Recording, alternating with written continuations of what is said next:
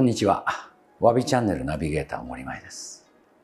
真夏とはいえ、暦の上では立秋となろうかという今。今日は皆さんに水石飾りの中の石と掛け軸の取り合わせの面白さをお伝えしたいと思います。掛け軸によって変わる世界。石を受ける印象も変わっていく世界。様々なその変化を一つ一つご説明しながら進めていきたいと思います。お楽しみください。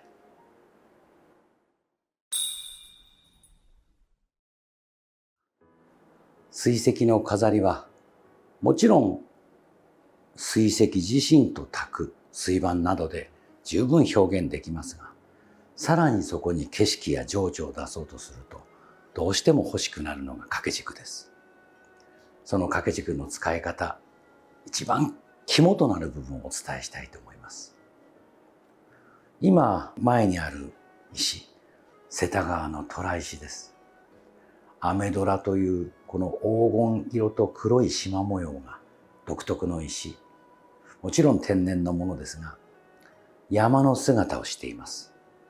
山の姿をしているものだからこそ、床の間でもやや高めの飾に置く必要があります。使う軸は明治の大家山本春挙の落雁の図、つまり狩りが渡り鳥のように秋に来る時の降り立っていく姿ですね。画面の中にはこの狩りの群れ以外が描いていません。余分なものがないんですね。これはとても大事なことです。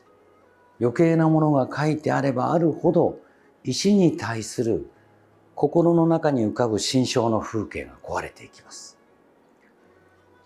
瀬田川の虎の姿が秋景色の緑が消えていく山を思わせます。そこに飛来してきた狩りの群れ、まさに晩秋となる姿がこの席に浮かんでいます。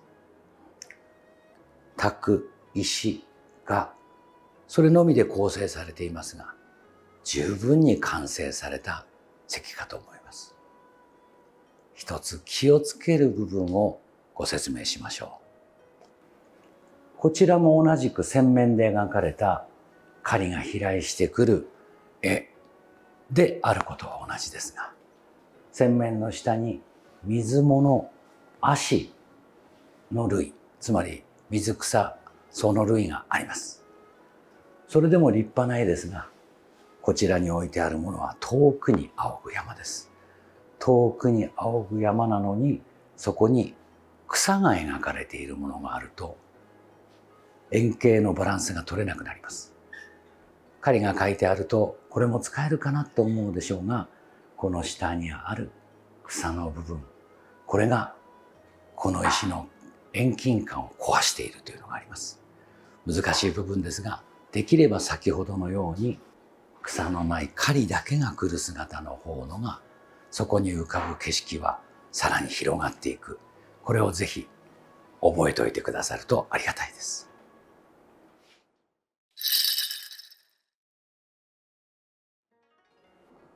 同じ掛け物を使うのでも、絵を使うのではなくて、墨で描かれた書を使う場合があります。ここには行雲流水、雲が行き水が流れると書いています。大徳寺の昔の僧侶が書いたものですが、前後の一つでもありますが、雲は自然に流れて行き、水は絶え間なく流れる。当たり前のこと、当たり前の自然、それがいかに深いものかを謳っています。このような書ですと、水石の山形の石を嫌うものはありません。特に大切なのが、色のある石は季節をよく表します。しかし、こちらも強い色がある。同じく季節が一緒とはいえ、あまりそれを強く表現すると、石の色の楽しさを消してしまう場合があります。その意味でもこの墨で書かれた書というものは、その中にある言葉を理解して、それがこの石とどう響くかを楽しむところがあります。書の使いは難しい部分がありますが、ぜひその意味を読み取れる力を身につけて、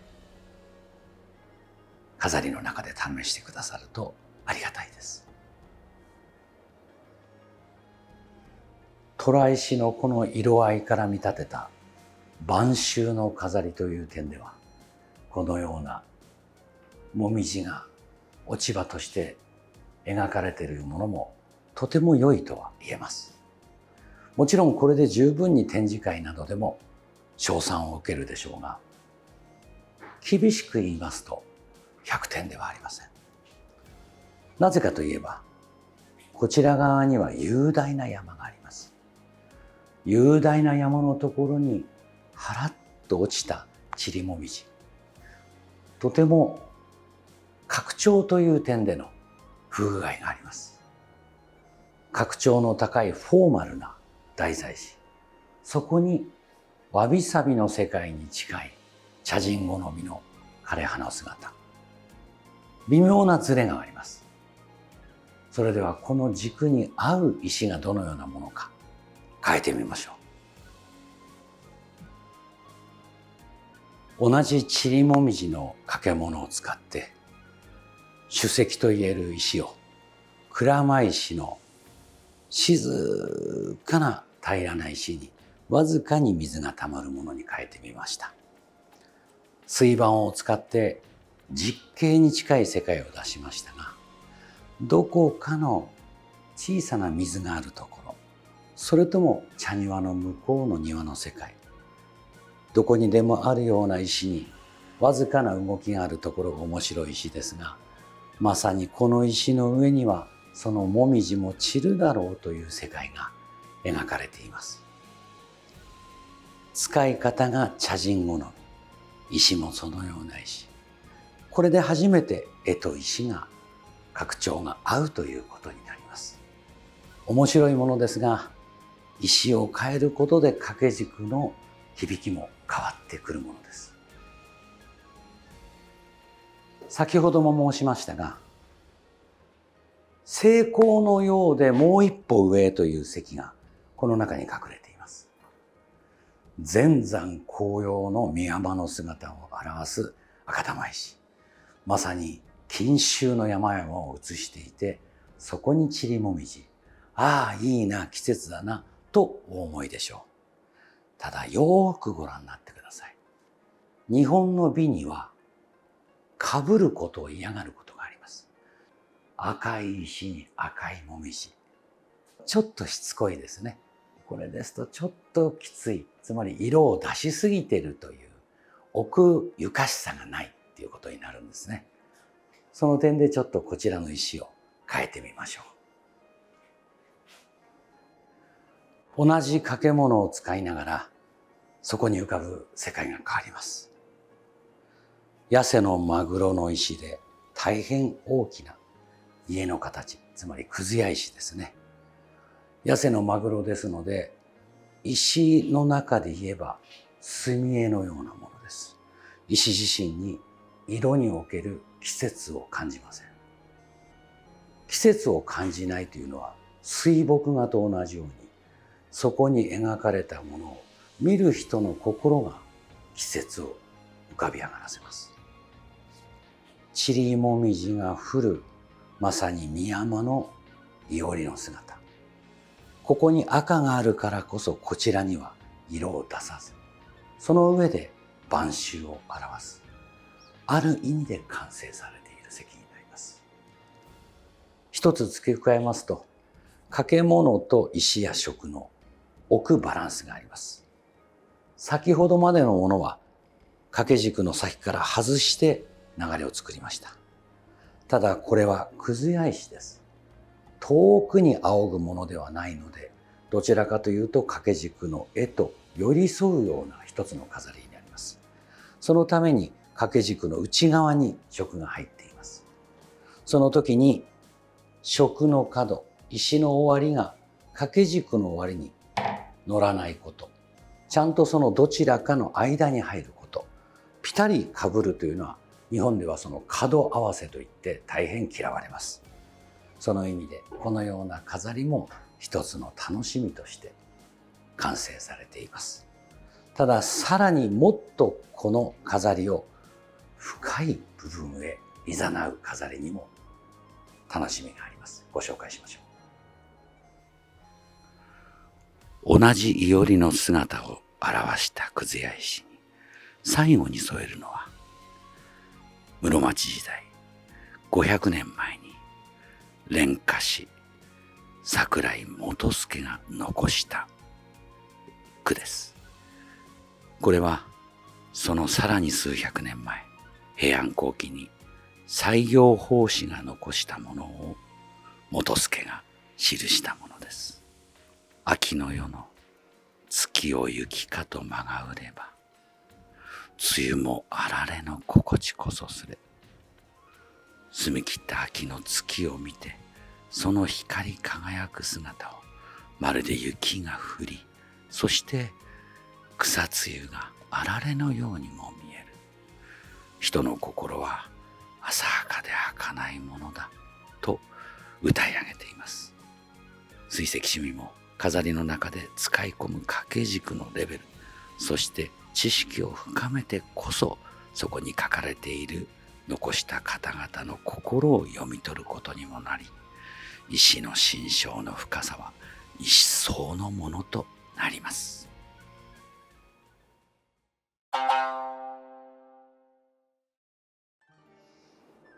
大きく景色を変えて、今はまさにという季節飾りです。初期を払い、暑さをしのぐ石として、水墨で描かれた大きな瀑布、滝ですね。スッと流れ落ちる下に、渓谷の中に水でさらされて石の芯になったような世界。水濡れた岩尾の石、そこに滝姿。胸のすくような清涼感のある石。夏飾りの代表的な石ですが、いろいろな難しい飾りもありますが、このような石も、先ほどの行雲流水と同じように、ありのままを当たり前に、一番わかりやすく、そして一番難しいと言われるしつらいです。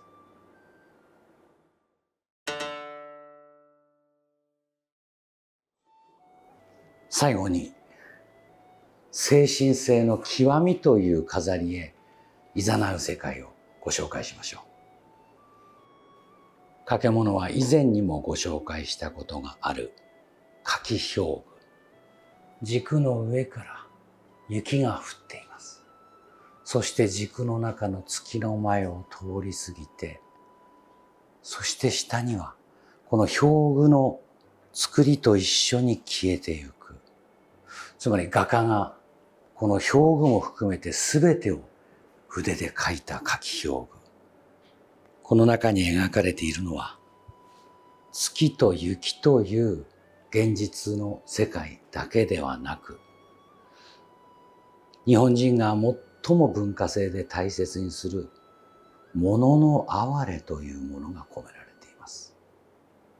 簡単に噛み砕いて言えば、儚きもの、物寂しいもの、その中に消えゆくもの、その消えゆく中に見えるわずかな目に見えぬ光、これに尊さを感じる。それこそが物の哀れという言葉の響きの中に込められた日本人、茶人、禅僧、これが求めた日本の研ぎ澄まされた静かな美の表現とも言えます。下に置く痩せのマグロのくずや石も、この絵に込められた思いを照らしてみれば、同じくずや石が別の石、すべての税を捨てて、そこで茶を飲み、詩を書き、歌を読む。そのような高雅な世界へ導くというふうにも見えます。掛け軸と水石との取り合わせというのは、お互いが持つ精神性をどのように響き合わせるかで、その内容がどこまでも高く昇華されていきます。一つこれを違う石で飾ってみましょう。くずや石という一つの姿を表した分かりやすいものから、何気ない一筆で描いたような山形の大祭司に描いてみました。もちろんそこまで天然の素晴らしいマグロの山形の石ですが、ともすれば何の変哲もない山形に見えます。それをこの儚き雪月花の掛け物と合わせることで、山でありながら山だけではなく、まさに山に代表される自然界の山水すべてをここに凝縮して、この儚き軸と合わせたようにもなります。飾って道具を使い、景色を深く出しという飾りもありますが、それをすべてどんどん引き算のように省いて、最後に残った芯のような山は山であるというところへたどり着く。世界観の捉え方でこうも違うものかとありますが、これも一つの精神的な飾りの極みの例と言えます。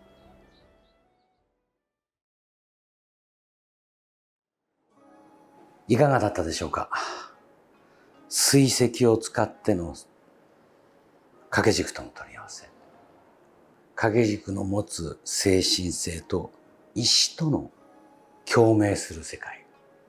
またその中に学びの心を持って広げる深さ。奥深く、どこまでも楽しく広がる世界は、水石飾りのまだまだ届かぬものを見せてくれます。お手持ちのもの、こんなのもいいな。こんな飾りできないかな。こんな取り合わせできないかな。それをそれぞれ楽しむことも水石趣味の一つです。これは盆栽の飾りにも生きます。ぜひ、それぞれに皆さんチャレンジするつもりでお勉強なさってみてください。わびチャンネルはいつでもその皆様の問いにお答えする内容を作っていきたいと思っています。様々なアーカイブも含めて、ぜひお楽しみいただけるよう、チャンネル登録をよろしくお願いします。本日もご視聴ありがとうございました。